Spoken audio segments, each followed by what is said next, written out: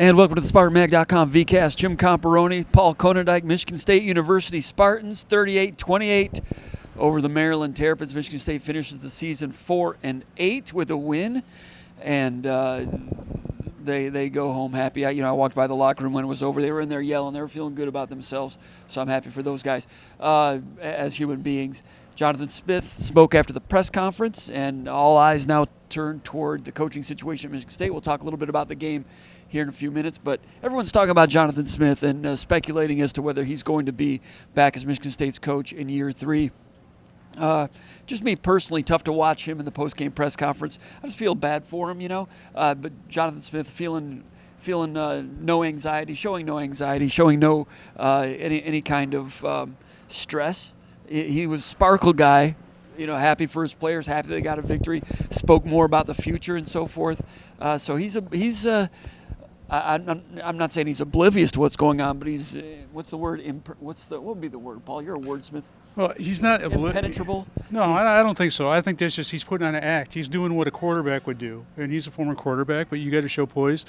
You've got to be calm and confident when you have no reason to be. You've got to put on that. It's a front. It's an act, and it's funny because you can do that. He can do that, and I don't think he's really calm on the inside. There's anxiety, and there's going to be, because it's your professional future. But as the front of the organization, as the face of the Michigan State football, he's got to come to work every day, and he would call it professionalism. And I think there is an element to that, and I think Michigan State as a football team showed a lot of professionalism today. I think they've showed a lot of professionalism in other weeks, and I kind of feel like if they had been able to do what they did today against Maryland, and it was not a perfect victory, and it by any means, but if they were able to do that against Iowa, which they should have done, against Minnesota, which I believe they should have won, then we're having a completely different conversation. Yeah. Then you're 6-6 going to a bowl game. So I know a lot of people don't want to hear that, but in this second year of his tenure, that would have done it. And there's reasons why. You and I talked about this on the way down. Those are doable. It's year 2, so I can't think of one area where Michigan State is where you can make a really strong argument that doesn't have a counter argument, where Michigan State is markedly better than they were a year ago. Quarterback, I would say, yeah, they're probably better down the stretch. But there were times last year when Aiden Childs had good games and they won. They're steadier now with Milivojevic as quarterback. Yeah, I think Childs more explosive in some ways. I wrote this earlier in the week that if it were a man-to-man situation, I'd rather have Childs. If it's a short yardage situation, I might rather have Childs. Zone read being anticipatory skills, I'd rather have Milivojevic. So there's different areas where one is better than the other. I'm just saying, overall, I think they were more consistent with Milivojevic. Yeah, I think today just really solidified to me the Michigan State, and I understand why you would go with Childs. I mean, that's the guy that you brought in. But one of the things, if there is a moratorium on this coaching staff, one of the things that we're going to talk about at some point is you hitch your cart to the wrong horse.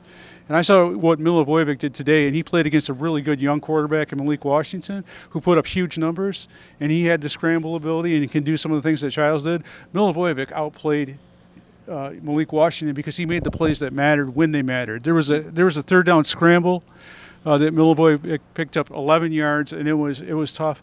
The number of times that he subtly stepped up in the pocket today and made crisp, good passes and decisions. Mm-hmm. They were just subtle movements, but it's like that's what a mature quarterback does. A rusher's coming from this angle, you step up one step and you make a good throw. So he did that, and then the poise with which he played, the 55-second drive, he went 8 yards, 75 yards down the field right before halftime. It ends up being a huge scoring drive. It was. The fourth down. And that was all Kaswampus, to use my old man's kind of phraseology, because I don't want to swear in this VCast. But that what? Kaswampus, it's a nice way of saying effed up. But that drive, I like that. That drive where he's 4th and 8, Woo. delivers a strike, and everything that was like a microcosm of the ineptitude of some of the things that have gone on this year. But he found a way to make it work, and he delivered a strike on 4th down. When there was Maryland made a mistake and he found it. Yeah, and he did a really good job today and consistently. I mean, what he was able to do, finding those tight ends, I think he did as good a job as he's done this year in terms of throwing to a spot and and having guys open on the break. I just think he did a really good job, and he showed poise and maturity that is rare, in my opinion, for a redshirt freshman. I thought he was good. I would not necessarily give him the decision over Washington because that cat can play, man. I know he can play, but he also throws the pick at the end. Lots of times when Michigan State's pass rush did get in there was a lot of way overthrows down the field. That first drive, you can say how many yards he did, but that's like one of those hollow things. There's a lot of times he got sped up inside the 20. In the first half, Michigan State's defense, Maryland had it 5 times. They got one scoring drive, and Michigan State's defense sped him up enough without a pass rush, but they changed some things. And then in the second half, I thought he lost his cool a couple times when he didn't need to. I mean, they were just gashing Michigan State with that passing game. Michigan State was on its heels, and the defense again sped him up a few times. So I will say Milivojevic outplayed him, and I think he gave a winning performance. Malik Washington gave a performance that you're clapping and saying, hey, the future's bright with him. But Milivojevic found a way to win. In his team needed him to Malik Washington's credit, he did not have the same run game that Milivojevic had, because I thought Michigan State's run game did a lot of good things today. 165 yards. I feel like there was times where they could have gone to that more than they did, and there was a couple plays that I would have liked to have seen them not run, like the jet sweep to Nick Marsh, a guy that's not going to do many things going side to side on a football field. Yeah, Michigan State rolled up 38 points. Got something in the kick return game. Alante Brown, one of the big heroes for tonight, had not played since the Youngstown State game when he suffered a broken foot during pregame warm-ups. You may remember that. He was slotted to be game captain of the Youngstown State game. I learned tonight when looking into it a little bit more. Was injured in pregame. Pretty much knew he's out for the year, but still went out there for the coin toss before the Youngstown State game. We didn't really know that he was. I didn't realize he was game captain that day, even though he was out. Thought for the season he was hoping to come back for a bowl game. There's no bowl game, so he came back for this one. You saw what happened. Touched the ball once, returned it for a touchdown. And also, by the way, he was game captain for this game out there for the coin toss. It tells you what the coaches and the players think about him. And, through some dark times here for Michigan State football the last 2 or 3 years, Alante Brown continues to show great character, as shown by the love that his teammates have for him repeatedly. And I go back to the game when he was knocked out in Mel Tucker's last year, and some idiots put him back on the field, made a mistake. And after it looked like he was knocked cold, and then after that happened, they took his helmet away. And Michigan State sent out a statement on that. And that young man, what he could have done to the university at that point, I can only imagine. But he was back on the field 3 or 4 weeks later, got hurt again the next year, got hurt this year. He's in his 6th year. Everybody knows. We've talked about it before. Initially, he committed to Mark D'Antonio as a quarterback athlete out of Chicago Simeon High School, and then reneged on that, signed with Nebraska, played for a couple years, then came back to Michigan State as a transfer under Mel Tucker, went through that whole fiasco, out again this year, injured last year. This coaching staff really wanted him back, and he had an impact against Western Michigan as a returner. Big-time impact that game. And then big-time impact the first couple of games. They could have used him through the course of the season. He might have made a difference. Comes back in this one, makes the big touchdown return, sprints down after it's over, comes back and runs behind the bench all the way down the sideline with his teammates trailing behind him, patting him on the back. He's got his helmet off. We learned after the game that he wanted to come down to the corner to celebrate with his family, with his fiancée. He says his fiancée's family is going through some tough times. He didn't elaborate on that. But Alante Brown, for his college football career, maybe his entire football career, to come to an end tonight, he felt great about it, and he deserved that today. Paul, that was great. I can't say enough about a guy that would know, because he knew coming into this season, with them going out and recruiting and signing Krishan McCray and Bullard, that he wasn't going to play receiver.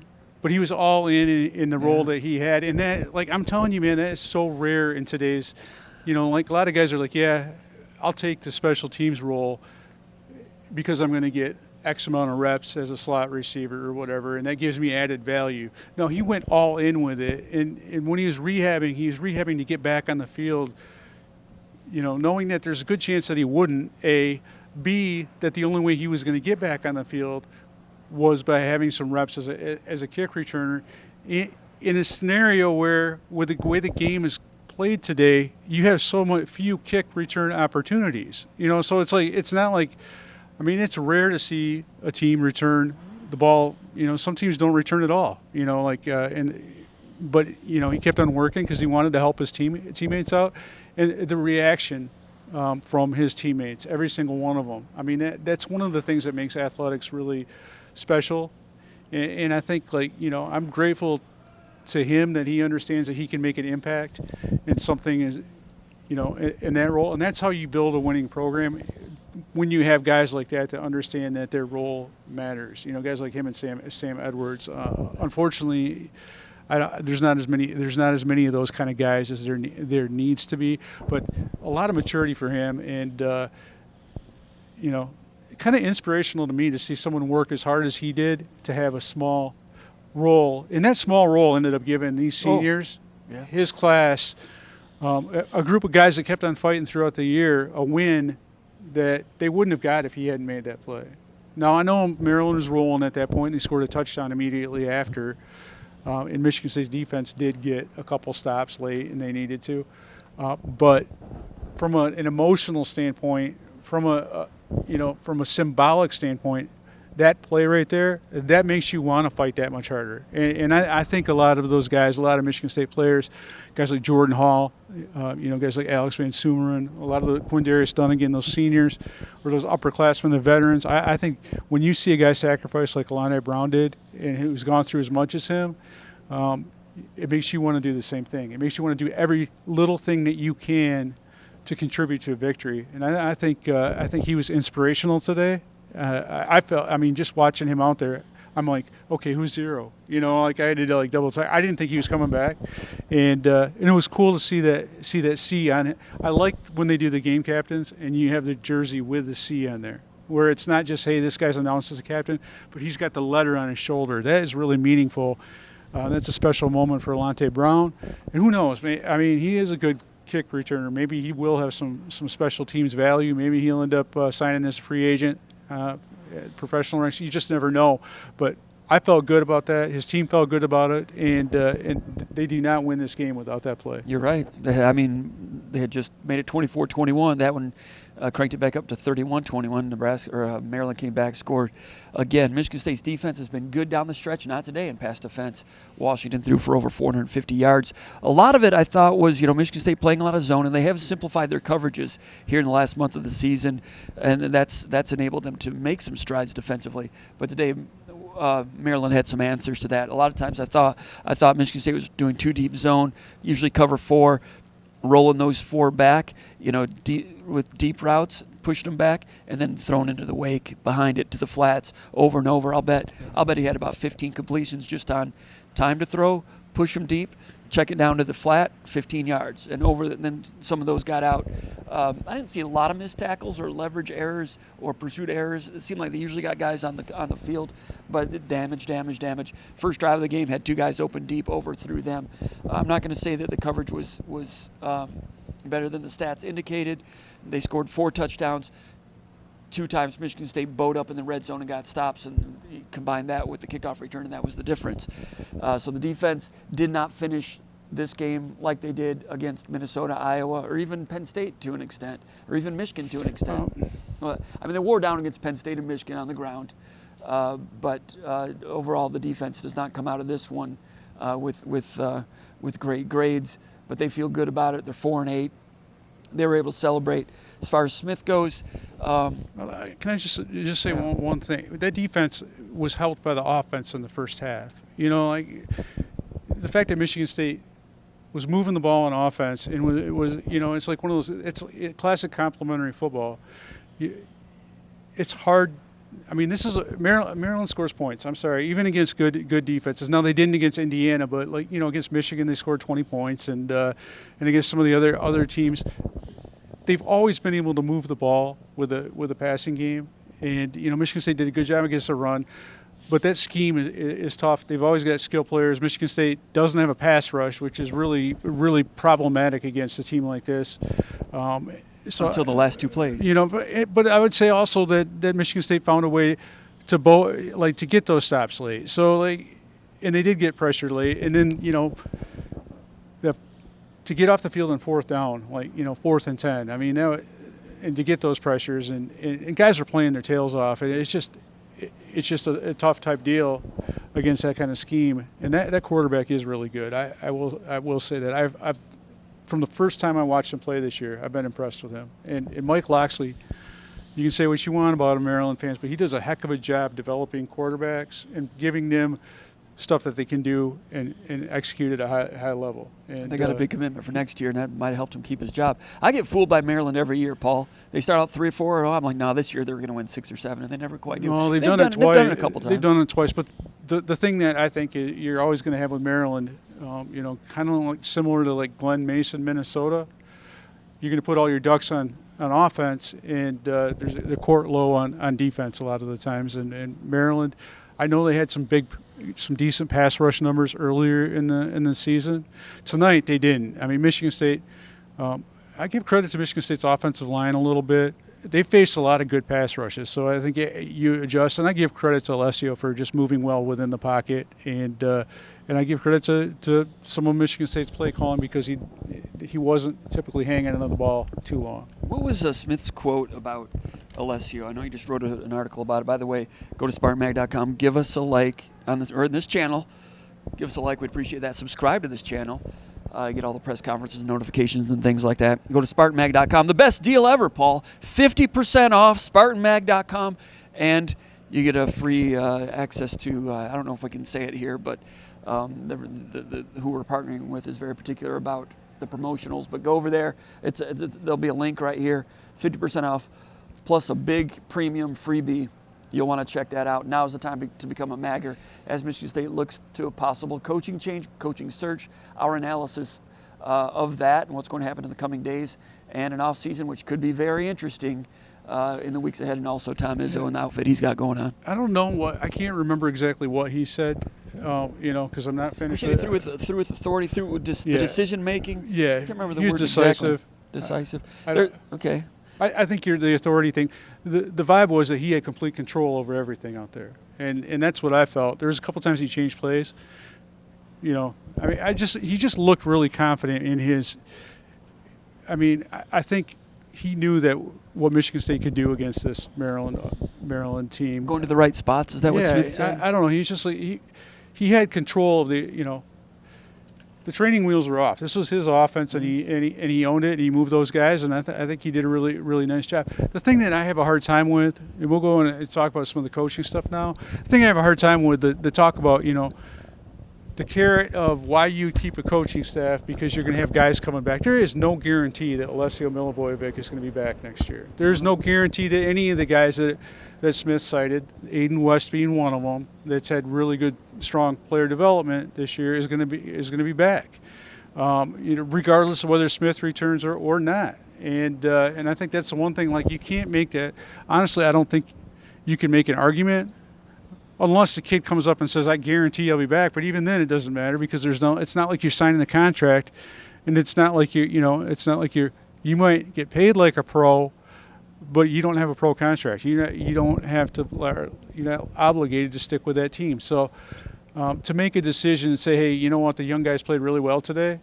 They're going to be back next year," including the young offensive linemen. Those guys might be playing well, and they might want to they might want to put that on tape so they can get something going on somewhere else. I don't know. But that's a tough sell for me when I know how transient and mercenary the college sports world has become. I don't think you can say, "Hey, maybe we should keep this guy because young talent looks good." I mean, I even have a hard time. Yeah, it's worthwhile me writing about it because it's something different to write about, and I enjoy it. I like player development angles, but it's really hard to get really excited to dive into player development when you don't even know if you're going to have those guys. That being said, Maryland's got a better chance to keep their players by keeping Loxley. There are some coaching changes where the new coach manages to hang on to a big portion of the roster. I suspect that'll be the case with Franklin and Virginia Tech. That was the case at Indiana with Signetti. Signetti did a good job getting in there, his first meeting with those players. He captured their imagination, and he kept all the quality players for a Big Ten roster that was not a bad roster at Indiana. Then he brought 14 players with him. Then he had the money to go out and hit the portal pretty hard. You see what's happened. And then they did a lot of great coaching along the way at Indiana.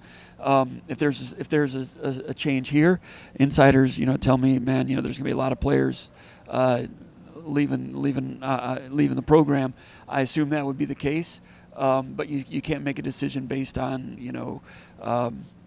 on those things if you feel someone isn't the right guy for the future. As far as Smith goes, I do he seemed unflappable. He seemed impervious was the word I was looking for earlier. I wrote this before over at SpartanMag.com. Jay Batt usually is in the press conference room from beginning to end, usually.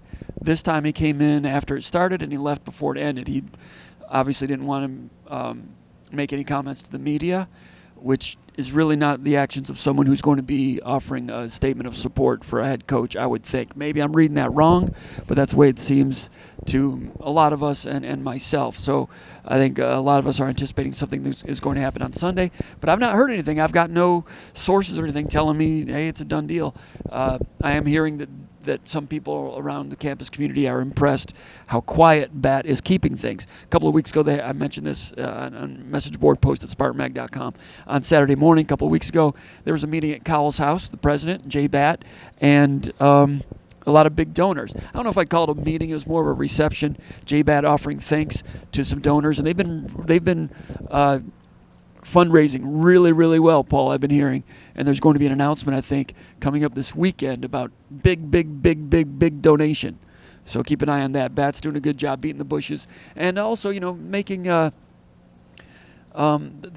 donors that I talked to, they like him as a person, which is an important part of it. Anyway, after that meeting, a lot of the donors thought the message they were getting was, man, they're not going to fire this guy. All the donors that came out. That's why going into the Penn State game, a lot of the vibe, a lot of the buzz around the campus community was, they're not going to fire him. A lot of people were thinking that. Our last VCast after the Iowa game was probably not going to fire him. Then things turned from other sources I heard early in the week. And then it kind of settled down, and everything's been quiet since then.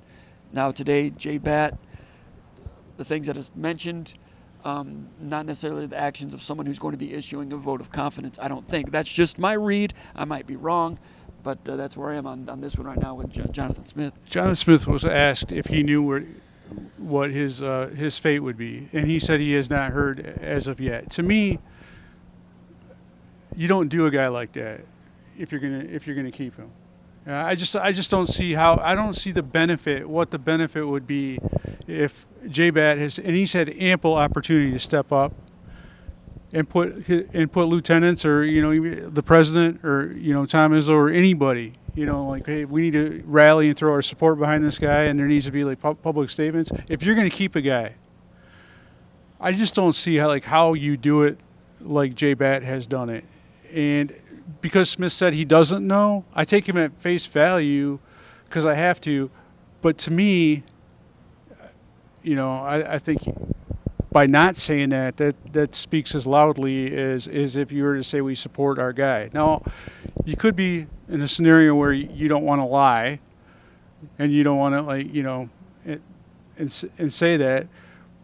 But I just don't see how this helps the program by staying silent and having everybody else stay silent on the subject. In my opinion, that's if you're going to support the guy and you're going to stick with the guy, go ahead and get it over with and say this is why I'm going to support him. He deserves more time.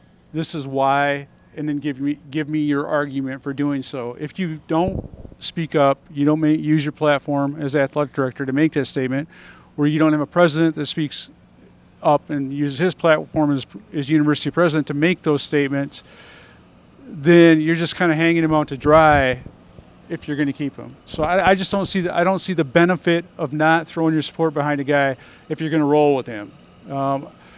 If you're going to move on, I can see why you wouldn't say something. But that's just how I feel, and I don't think, to me that's kind of like what is not said. It's like nonverbal communication is still a form of communication, in my opinion. Yeah, and if you're going to move on,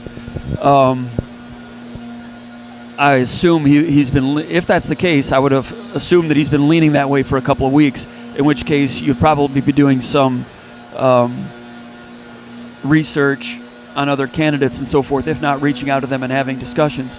We've detected that there's been some discussions, maybe not from BAT proper, but from Michigan State representatives have been reaching out, doing some due diligence. There's been some contact. I don't know what that means. Maybe if you plan on keeping Smith, you do that just in case you lose your last 3 games 56-0. You need to have made that headway in that regard. Anyway, was that backup plan stuff, or is that plan A stuff that's going to come to the surface here real shortly? We'll find out.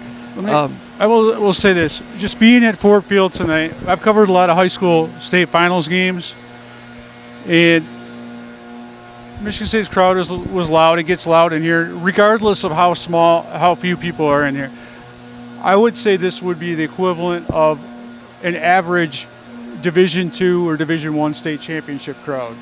This was not a big crowd at all for Michigan State, and they have this many for a state title game on a West Side team. Yeah. There was not. How many people do you think were here today? I don't know how many people were here, but I know that probably a lot of those people were here on free tickets. So it's not a good look. I know, like, when the TV goes out of its way not to show the crowd, that's a deal. There was some vocalness expressed when it looked like it was slipping away from Michigan State in the second half, and it really did look like they're going to find a way to lose the game that they probably should have won. There was a lot of chance of Fire Smith and stuff like that. So.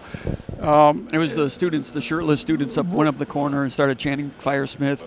Then they started chanting Jared Goff, and then a few other chants. Yeah, I get that. They're having a party. I get that, but there's other fans here that want, are all into the regime change. Yeah, most deal people again. are. Judging by our message board, most people are. Yeah. So, and it's not just most people that like. And right or wrong, those are market factors. The thing on our message board, there's a vocal minority that's going to get out there. And I've heard more and more people that I would consider mild-mannered, that usually don't have a strong opinion, make the case to me where they've never made a case like that before. Like I'm talking about in the doctor's office earlier this week, or for my mom, like someone that spends a lot of time praying for the Spartans, but even she's saying, I don't think God can help these guys with that coaching staff. And I don't mean to be disrespectful to people, but it's different. And we've covered this for a long time, and it's just different. I've never seen, the fan base wash their hands of someone the way they have of Jonathan Smith. And I think it's all about, initially it was all about the sideline demeanor, Paul. By the end of the first year, people like your mom and my brother-in-law and Michigan State fans, from the most astute observers to the most casual, were like, well, how come he doesn't talk on the sidelines? And that hurt him with the fans. He lost a lot of fans because of that. By the end of last year, the Purdue game with the terrible Friday night kickoff for Week 11, and then 20 degrees against Rutgers, nobody in the stadium. People checked out, and there was not much belief coming into the year.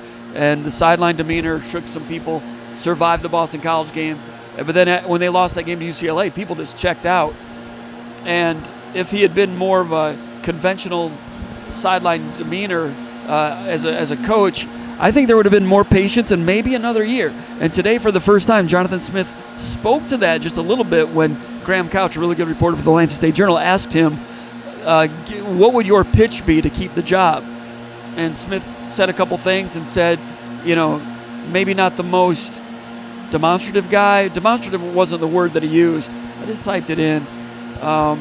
Maybe not the most. It wasn't an emotional guy, but he acknowledged, I'm not the most gregarious guy. Yeah. But we got a team that's together and tough. So he's aware that he is not, and he's been made aware that it doesn't play well in Peoria, and it hasn't. It's too late now, but but you combine that with 8 straight losses and all the loose screws, and we saw loose screws today again, including blowing a timeout when you're trying to punt, which did not come back to haunt them, but wow. And when Michigan State had a lead, trying to go 4-minute drill again, could not gain a yard running the ball on first down.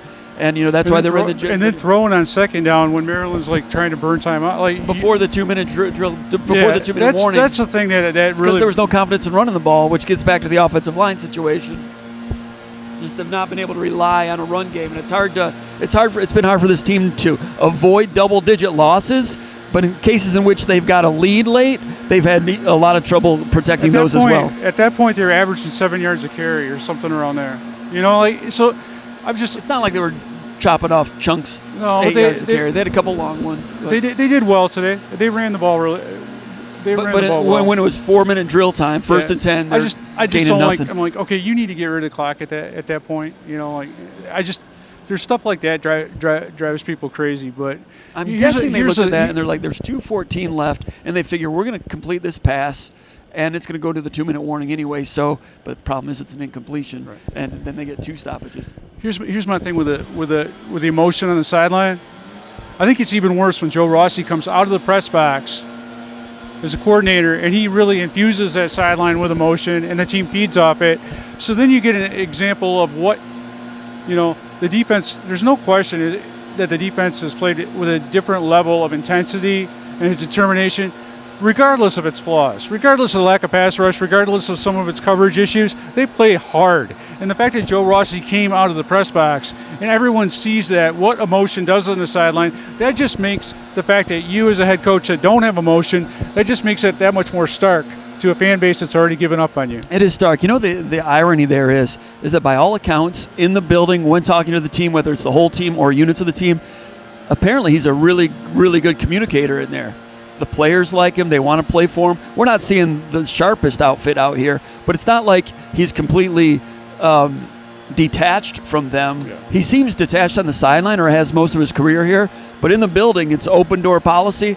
They like him. He's concerned about them as people, and he believes long-term that'll bode well for a program.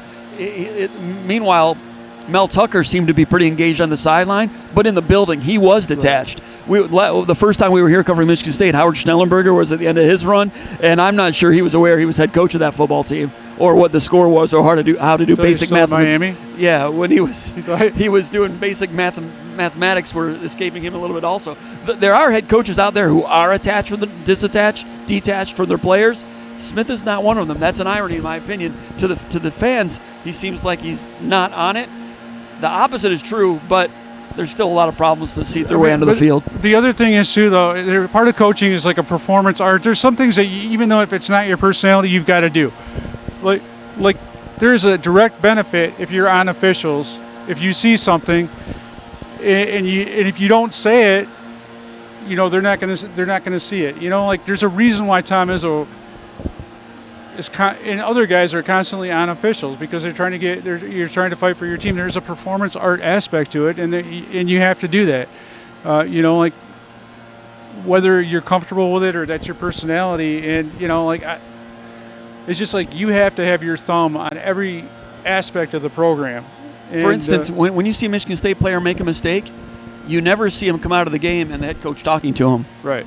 There's not that sense of accountability and instant correction going on. And you could do that easily. That's what makes your mom and my brother-in-law and a lot of fans walk out and lose faith in a year and a half. And if you fortunately or unfortunately, if you let your coordinators coordinate, you're the guy that has opportunity to make those kind of statements. That you make those corrections. I mean, and it doesn't have to be like a light you up kind of correction. It just has to be like, hey, right here, you need to do this better. And I don't want to rag on Jonathan Smith, because I do give him credit. I do give him credit and his staff credit for getting these guys ready to play. But I give these guys a lot of credit too, because they've gotten themselves ready to play as well. So, it's not like a coaching staff gets a team ready, by themselves. If Jordan Hall's not on this team, I don't think those guys get ready. Alex Van Sumeren, if he's not hustling sideline to sideline, no matter what the situation is, I don't think these guys get ready. So there's a player aspect to it. I give Jonathan Smith credit for wanting to keep good kids in his program. I mean, that's a good deal. But there's just so much, like from a quality control standpoint, there's just so much you have to touch in the program, and you've got to be able to capture the imagination of your fan base. Mel Tucker was a fraud. I mean, it was an act. Players didn't believe it. All that stuff on social media. Oh, we're recruiting this kind of guy, and then you got a guy with narrow shoulders. No, you're not. You're talking a big game. You talk about bringing guys in the deep water and all that crap. All those hollow slogans didn't matter. But you gotta be authentic, but you gotta have your thumb on everything. And this guy was, but man, you have to check all the boxes. Right. In order to drive the big rig at Michigan State properly, you got to be hitting on all cylinders. And you got to be an effective communicator. It's not an easy job. You can get the thing going at a high rate of speed and bulldoze a lot of opponents, but man, you got at Michigan State, you can't be a cylinder down. You might be able to be a cylinder down at some other programs, but that usually comes with different expectations. And if you have a fan-wise. personality like Jonathan Smith's, you have to be surrounded by people that have a different type of personality. You have to be able to find it. It's like, shoot, man, it's like a marriage. Why do opposites attract sometimes and work well together? It's because they. For instance, my wife is very smart, and that works well because I'm not. Yeah, I feel the same way. My wife is way more together than I am, so that helps. But I mean, it's like you just got to have different. You got to have every box checked off, and it's not just, hey, this guy had success. One of the things I think that really hurt Jonathan Smith at Michigan State is when you're the hero of a program like he was at Oregon State, because there is nobody that had a bigger handle in Oregon State having their best season ever than Jonathan Smith as the starting quarterback there. He's got that hero factor. No one gives a crap what he did at Oregon State here at Michigan State. So no one's going to give him the benefit of the doubt. And then you're following a clown show like Mel Tucker, but then you still have D'Antonio in the background in terms of what he did and what people expect. People expected Jonathan Smith to be more like Mark D'Antonio in terms of like having everything checked off and being like a steward of the program, and it just wasn't the same. And so Jonathan Smith, he's done some good things. I think in certain situations he'd be a good fit for other programs. For Michigan State, not so much, and I just don't know how you can get back the faith that you don't have anymore. Yeah, as far as the crowd here today, probably less than 20,000, I would think. And the fans that were here made some noise and had a good time. The weather was not good, especially people coming from Lansing or the west side of the state, driving down here from the Lansing area, and Paul came from further away. It was really slick on 96. We saw 5 or 6 accidents, somewhere between Williamston and probably Wixom in that belt. It cleared up in Detroit as we arrived, but it's tough weather out there now. But there's been warnings all for 2 days about this coming storm. My brother-in-law, who we've mentioned, I don't want to out him, but he didn't use his tickets. He had tickets to come here for this game, bought them a long time ago, didn't use them. A friend of mine that lives in Ohio didn't use them. Other people that I know did not use their tickets, so a lot of tickets went unused. The official paid attendance was like 30,000. I don't know how many of those include freebies that were distributed, but I mean, I was looking at, we talked about this before, and I mentioned it was going to be really sparse here a couple weeks ago, because when you came to the website, when I went to the website 3 weeks ago, I saw how many tickets were available. We knew it was going to be like this, but they were loud, they were supportive, and they did have the Fire Smith chant going, but Michigan State leading 24-7 for a minute there, Paul. It looked like Michigan State might go ahead and win this game 45-7, which would have been really strange if they fire him after a victory like that. But as it turns out, Michigan State did enough things poorly that and it allowed Maryland to work their way back into the game and remind a lot of people of some of the misgivings that have taken place. So ends up being, I think, probably a good storm for a lot of Michigan State fans. Michigan State won, but there wasn't a lot to support the Keep Smith lobby, if there is such a lobby. No one knows what's going on. It's all in Bat's head right now, and nobody knows, except for his inter sanctum, what he's thinking. Yeah, I just feel like I felt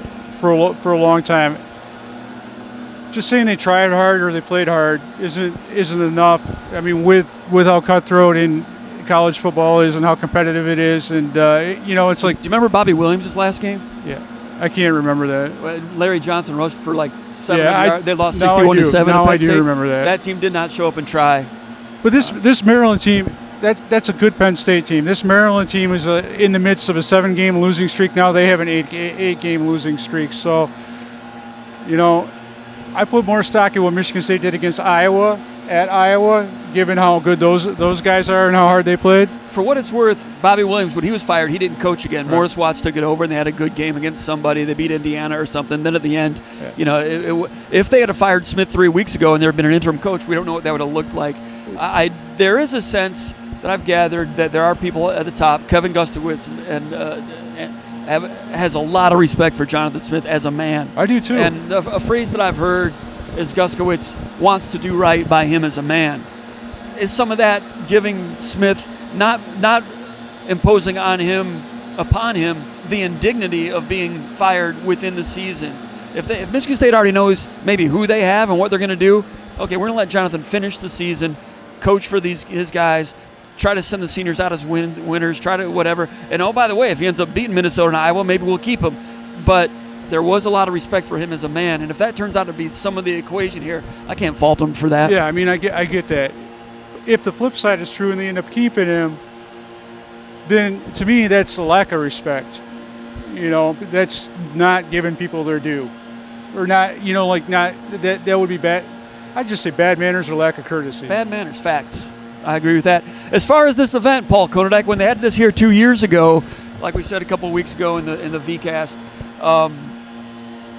the tickets were part of the original season ticket plan. So if you had a season ticket, if you were a season ticket holder, you got a ticket for this game. You could opt out of it because it was announced after the season ticket sales went out. So most people did not opt out of it. Most people used their season ticket 2 years ago with a seat that was somewhat corresponding to Spartan Stadium. That's why last time Michigan State was terrible, but they still had 40,000 plus in here, and it was a good time, even though Michigan State played one of the worst games I've seen Michigan State play that game 2 years ago. This time it was not part of the season ticket package. It was sold a la carte, and they were probably hoping that a good season would hasten some sales. Terrible season, plus the fans lacking belief, like we've established, end up with a very small crowd. We drove down here, man. It seems anticlimactic. It was kind of strange. It was inconvenient to come down here. A lot of ticket holders didn't end up making the trip. But Paul, once I got out and got in here, took my coat off, had a Pepsi Cola. I enjoyed it. They've got Coke products. Coke products had ice cold Coca-Cola. You didn't have a Pepsi Cola. Michigan State's a Pepsi school. Not that that matters to anyone except some people. I liked it. I liked it again, Paul. And the people that were here were having a good time. They were making noise. Even the people that were chanting. It's the acoustics in the stadium, dude. Loud for 20,000 people. It's the acoustics in the stadium. It was loud. It was good. It was a good time. Jay Batt, when he was hired, was asked about this, and he said that he heard good things about it in 2023. He said back in June, he said he was eager to see what it's all about, and was not. He didn't have an opinion on whether they were going to do it long term or not. I think if and when Michigan State gets established as a good program again, if this game had been played at Spartan Stadium, they would have had even fewer fans than they had here tonight. It would have been even worse. Think about last year in the Rutgers game. That was the smallest crowd they've had at Spartan Stadium, some people say, since World War II, okay? Before the war, no one's really sure.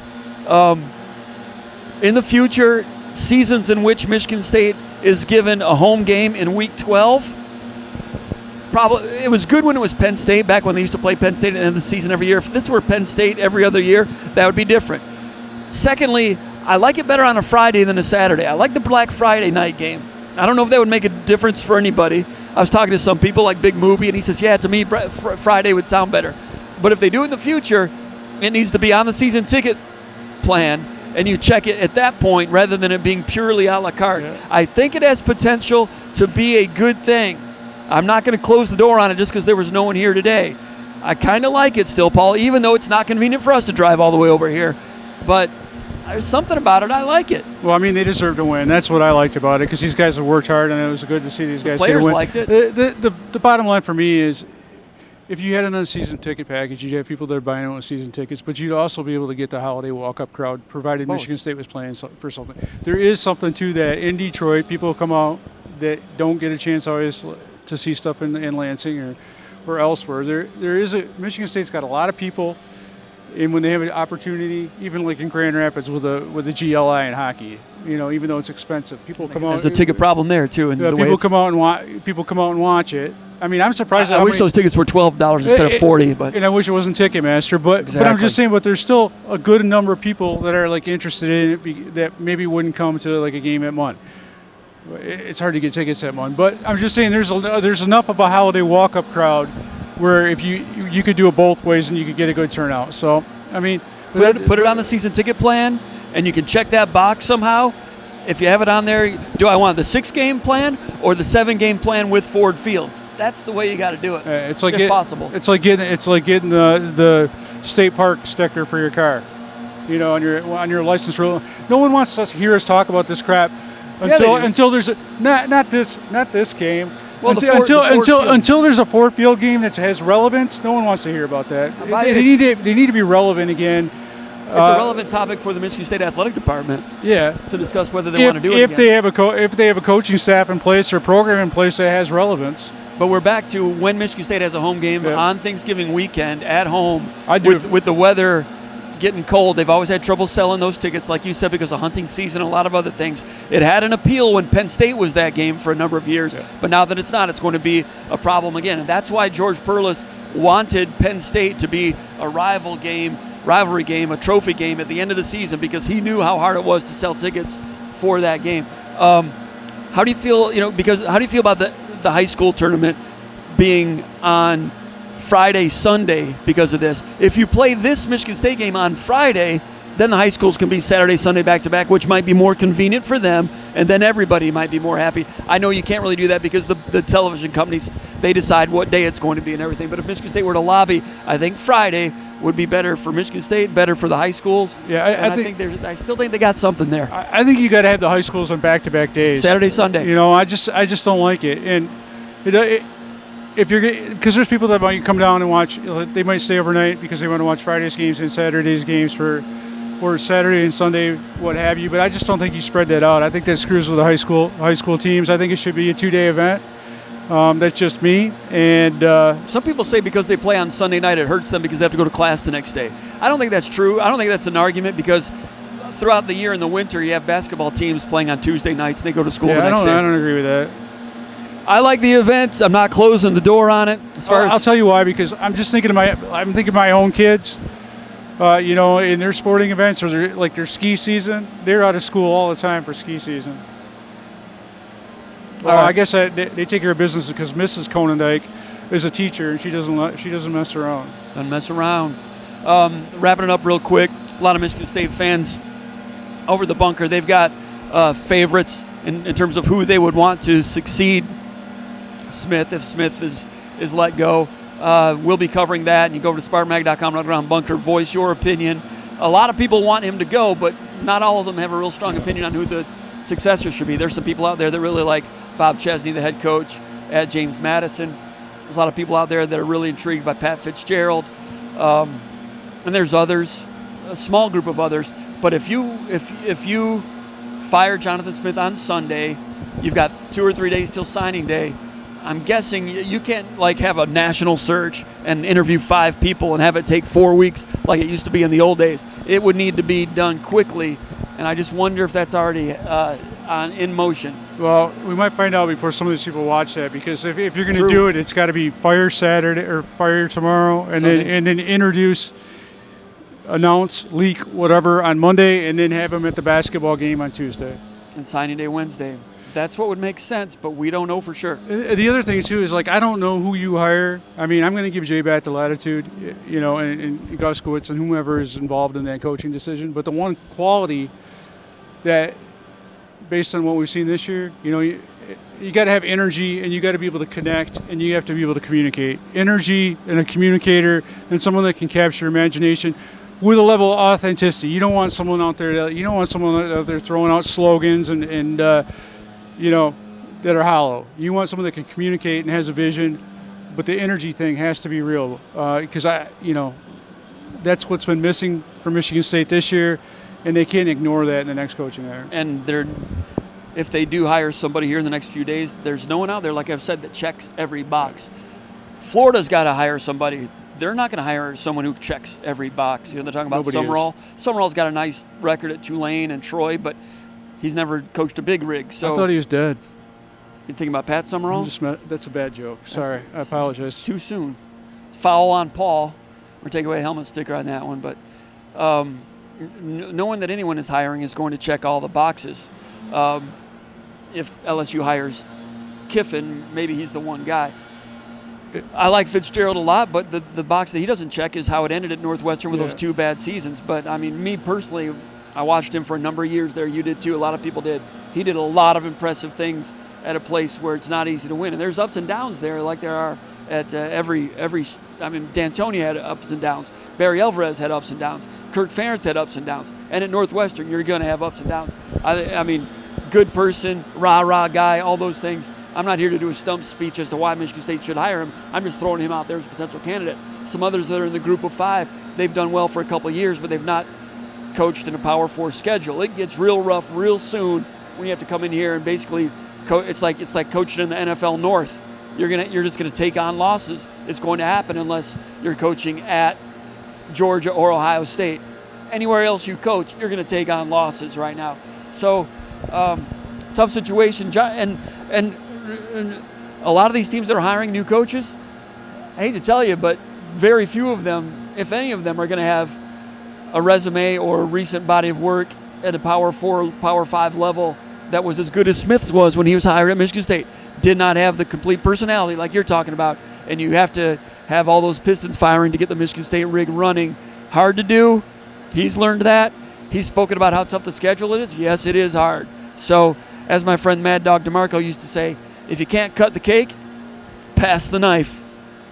And we'll see what happens with Michigan State. I'll just end this by saying I got great respect for Jonathan Smith. I think he's a good man, and no matter what, I think he's got a good future doing something. And if things coaching, I'm sure he could coach well somewhere. And if he is let go or whatever, there's a lot of silver lining there. He's going to be well paid, and he'll have time to spend with his family, and I'd be happy for him for that. But I know he wants to keep coaching, so we'll see what happens. Yeah, I think the other thing that you mentioned, and when we were riding up here, I mean, I think energy is a huge thing, communication. But a guy that wants to be at Michigan State, got it. Someone who dying to coach at Michigan State. Jonathan Smith was. I mean, I understand where he was at, right? I mean, you build a program, you're going to lose your spot in a power conference. Okay, I understand, like him and Dickert from Washington State, they're in that same boat. But I think ideally, I would like a guy that knows the Big Ten or has Midwestern ties that really wants to be at Michigan State and has energy. And yeah, I don't think you can check off all the boxes, but those things, in my opinion, the energy factor and the really wants to be at Michigan State, those are like non-negotiables. I don't want a Mel Tucker type of deal where, I decided that Colorado wasn't good enough or I wasn't going to be able to do what I wanted there. I want someone that is dying to be at Michigan State if they make a coaching change, and it's got to have energy. And those are the two things that Michigan State cannot afford not to have those two things. You know that, and I know that. We've been around here covering Michigan State for 20 and 30 years. Jay Batt's new to the community. We'll see how it all turns out here, and it's going to be intriguing. The next 24 hours, next 48 hours, next 72 hours. If there's no news, that'll be picked apart and dissected as well. So that should be. It's a choke point, crossroads in Michigan State football history. It's been a tough 3, 4, 5 years for Michigan State fans, aside from 2021. But Michigan State fans are showing up in some ways in record numbers for hockey, MSU basketball, women's soccer. Michigan State fans are still there. They're still making noise. You saw Michigan State versus North Carolina draw $5.2 million on Fox. Michigan State fans had a lot to do with that. You saw Michigan State fans outdraw North Carolina fans in Florida for the Tip-Off Classic. We've seen nights in which Munn Ice Arena sold out the same night as Breslin, and they've both been off the charts in terms of culture and just overall environment. So the Michigan State fans are still there, and they're still frothing in the mouth, wanting a Michigan State strong football program. And if it happens, it's going to ignite and explode in a big way. Right now, Michigan State football and the fandom is in hibernation, and that's part of the market that Jay Batt has to take into account. I'm not saying that's right or wrong, that it should steer them one way or the other, but that is a factor, and I know they're taking that into account. Anything else, Paul? For Paul Konyndyk, Jim Comparoni from Ford Field in the Motor City, Detroit, Michigan. You're watching the VCast. We're with the Spartans for SpartanMag.com.